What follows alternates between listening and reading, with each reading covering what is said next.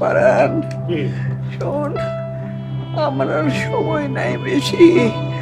আমি মরে যাব, আমি মরে যাব, কিন্তু আমার একটা কষ্ট থাকবে না। একবার ও বিয়ে করলে আমি শান্তিতে মরতে পারতাম, কিন্তু আমার এটা হচ্ছে আসল পয়েন্ট, তাই তো? শোনো, একটা কথা বলি, তুমি আমার দাদি, আমি তোমাকে যথেষ্ট ভালোবাসি, আমার জীবন থেকে ভালোবাসি, কিন্তু তোমার সব কথা আমি রাখতে পারবো, যা বলবা তাই আমি করতে পারবো, কিন্তু আমি বিয়ে করতে পারবো না, ঠিক আছে? তুই কিছু বলিস না কেন? তুই বিয়ে করছিস? ওরে বাবা, আমার বিয়ের প্রবলেম। তুই কিছু বলিস না কেন? আমার দিকে আঙুল তুলতেছিস তুই। ও আমি জানি, আর দেখতে হবে না, আমি জানি।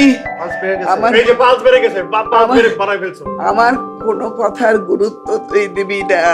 আমি মরে গেলে কারো কিছু যায় আসে না রে। এই তুই কিছু বলতে পারছিস না?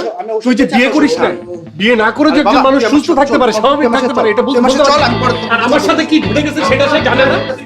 পারান, একটা কথা শুনে যা। আমি মরে গেলে আমার 40 তোর বিয়ের অনুষ্ঠান করিস, তার এক খরচে 2 অনুষ্ঠানই হবে।